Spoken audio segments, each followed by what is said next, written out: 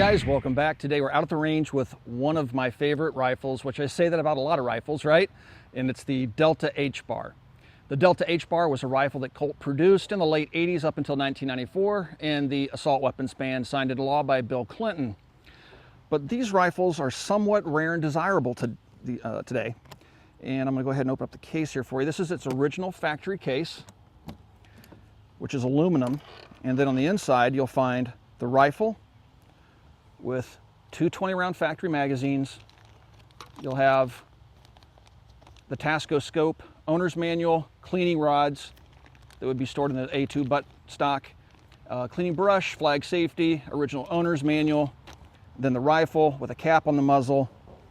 And this is the Delta HBAR, guys. So it's kind of corny by today's standards, but keep in mind, this would have came out in the late 1980s, and Colt was marketing this rifle as a counter sniper rifle, kind of a new concept back then.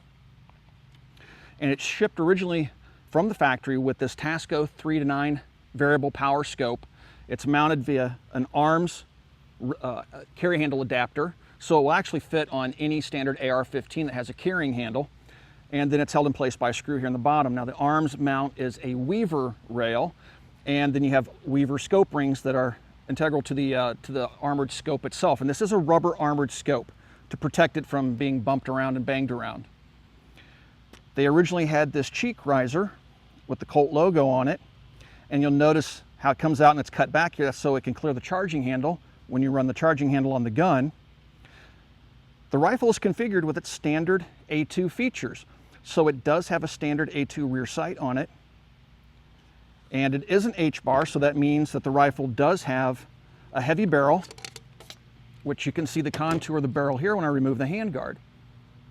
It's a standard 1-in-7 twist with a chrome-lined barrel, and then it has a standard bird cage on the end, which is an A2 style bird cage, with the bottom of it being solid.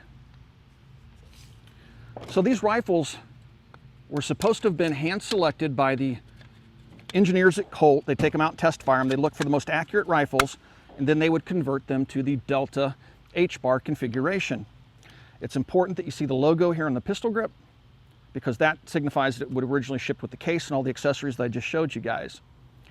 So they would test fire them, they take the most accurate, and they turn them in to these rifles, which they probably hope to sell to law enforcement and to military personnel. Again, 1994 was the end of the rifle. Now these rifles will bring anywhere between $2,000 to $3,000 on the collector's market, depending on if you have all the accessories, including this leather sling, which is correct for the rifle. This is a leather sling from the past. You would have seen something very similar to this on the M1 Garand or 1903 Springfield. And so instead of having a traditional nylon sling that would have been issued with an A2 rifle, you would have this leather sling, which is a blast from the past. It's also interesting to note here on the arms mount that it says Arms AR-15 A1 A2. So keep in mind, this rifle came into being just as the AR-15 A1 and M16 A1 were being phased out in favor of the A2 rifle. So we're going to go ahead and shoot this rifle for you guys this afternoon.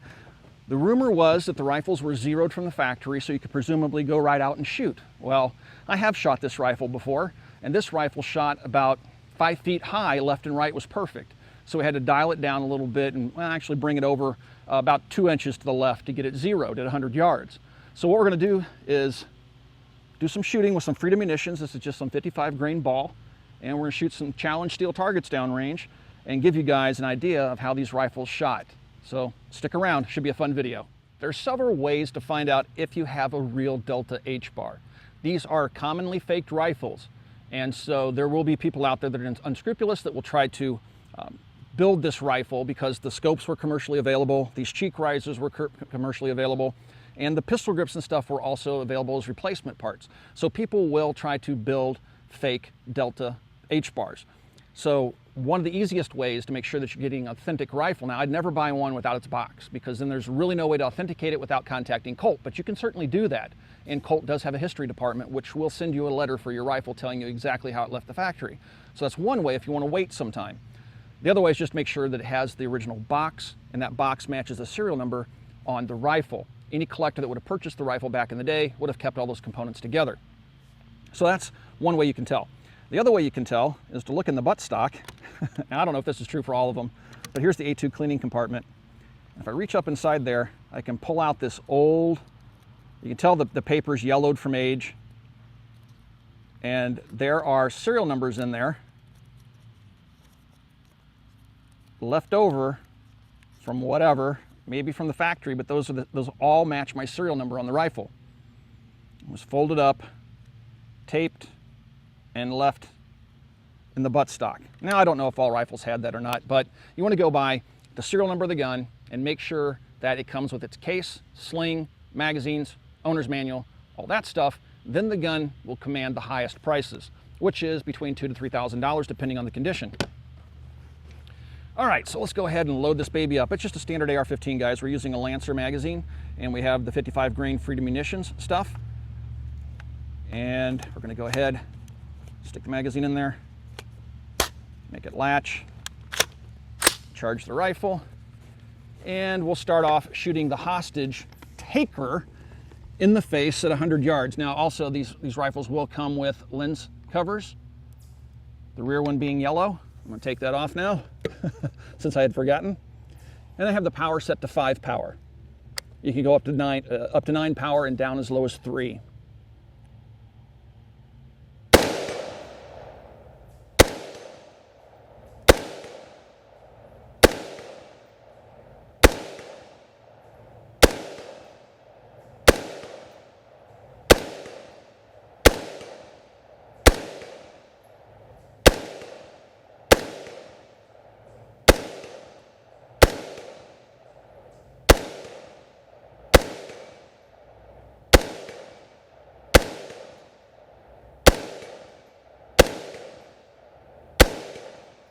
All right, shot the hostage right in the ear once, but 19 rounds found their target.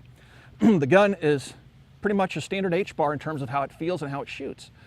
But with those 55 grain rounds, we're seeing a really nice little group down there on the face of the hostage taker. So it's a fun rifle to shoot. Very, very interesting, and certainly an interesting historic rifle if you're an AR-15 collector. All right, let's let Jason shoot this rifle a little bit because he certainly appreciates rifles like this and sniper rifles and counter sniper rifles and stuff like that. So let's give him some trigger time.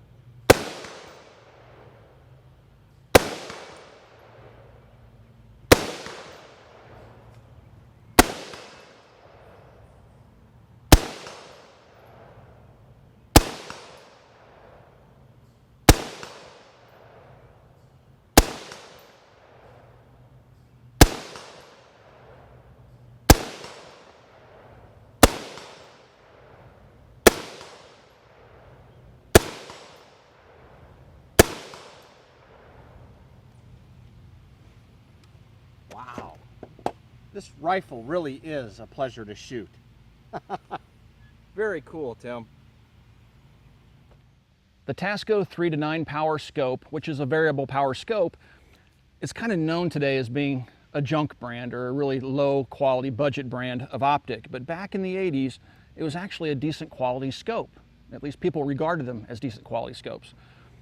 This one, as I already mentioned, is a variable power, but you have these little rubber covered caps, and inside you'll have your adjustments.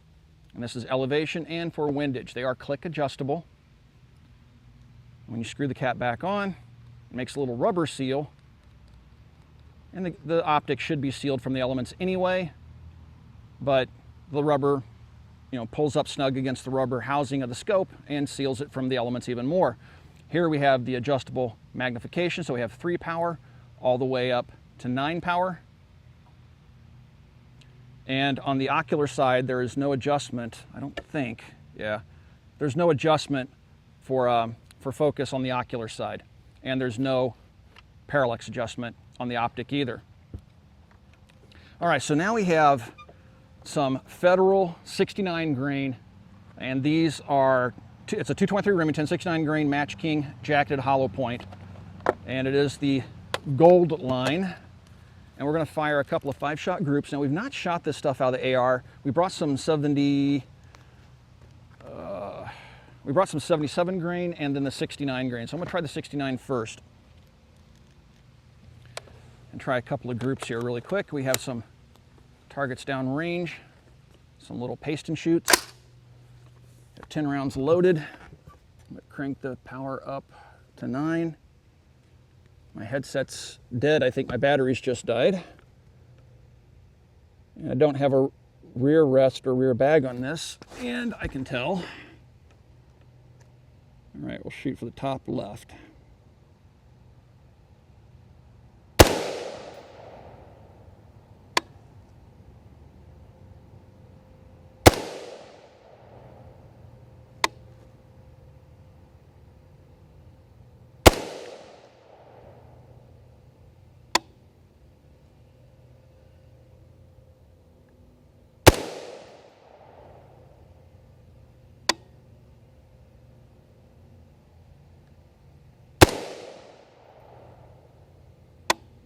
All right, I don't see anything on paper. I'm going to move over for the last 5 onto steel and see where, try to shoot him in the head here.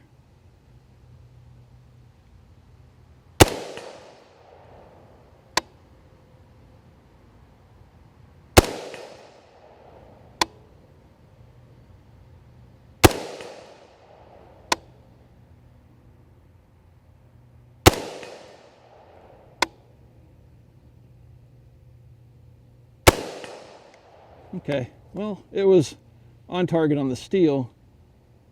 I just don't see any holes in the paper target. All right, let's let Jason shoot 10 rounds and see how he does, or 5 rounds.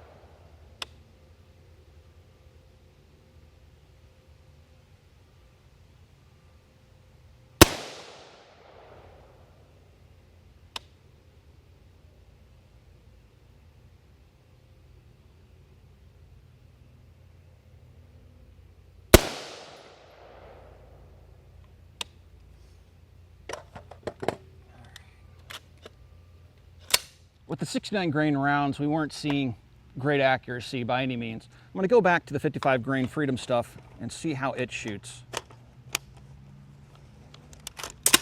Dang it, the rifle fell over and I didn't pull the charging handle all the way to the rear. That cheek piece kind of gets in the way. The reticle is a standard duplex reticle and there are no holdovers for distance. Something you would find in modern sniping rifles and just even traditional match rifles these days.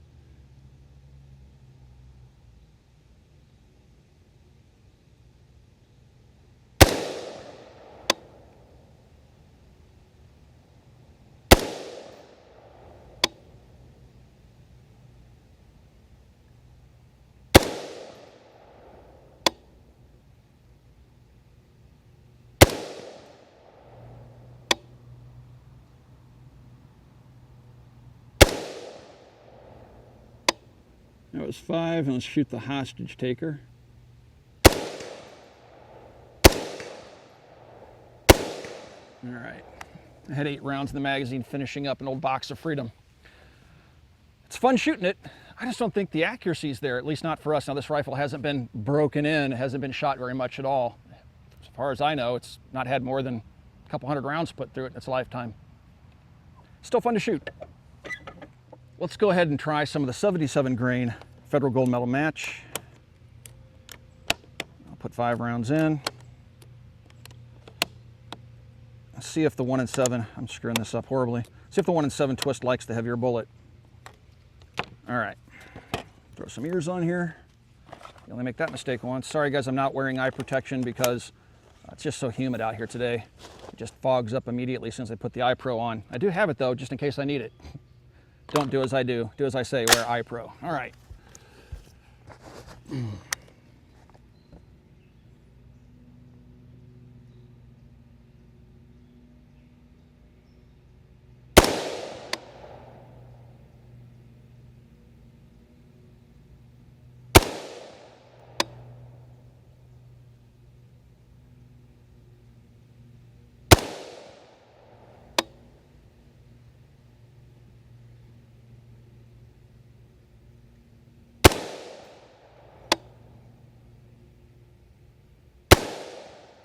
Okay, we'll see how that one did here in a minute.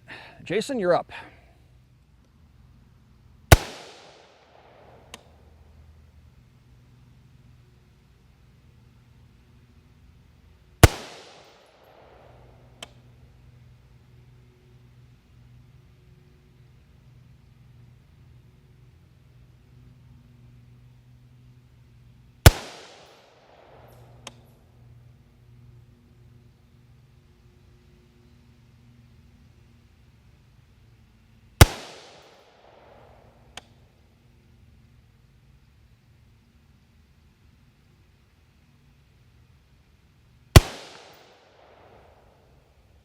Well, here are the results, guys. Here was my first 69 grain group, 5-shot group, and it's going to be just a little over 2 inches.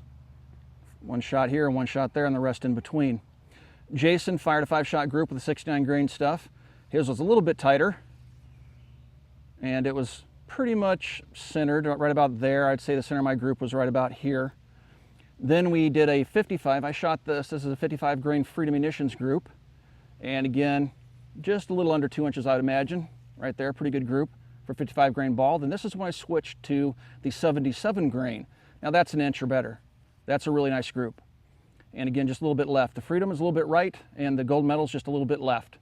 And then Jason fired a 5-shot group with the 77 grain, and pretty much centered, probably averaging right around there, so a little bit left again. So the rifle's capable of MOA accuracy, at least with the 77 grain Gold Medal match ammunition from Federal. The Delta HBARs had no bayonet lug, and that's because Colt was removing them hoping to stop an assault weapons ban, which would pass in 1994. Colt was one of those companies that tried to urge the industry to regulate itself, to remove evil features like the bayonet lug, and try to stop legislation, which it didn't work, and they caught some flack for it back in the 80s and the early 90s. But while this rifle misses or lacks its bayonet lug, on the inside, it doesn't have a plugged lower receiver. So later, Colt would drill the lower receiver, put a block in there to keep you from putting M16 components in the rifle. And the block had a little edge over it that came fairly close to the back of the hammer. So if you had an M16 hammer in the gun, it wouldn't work. Later, like with my 9mm Colt that's of recent manufacture, they just left the aluminum across here, making a bridge, so you would have to use an end mill to cut it out to put something like an Echo trigger in it, which is perfectly legal. So Colt has always done that kind of, well, not always, but since the late 80s done that, you know, let's make the guns harder to convert, and tried to win favor with perhaps the anti-gunners, I don't know. But still a beautiful rifle from history. If you guys enjoy these classic rifles, and it's kind of creepy to call it a classic rifle given I remember this gun like it was yesterday. I mean, this gun came out when I was a teenager.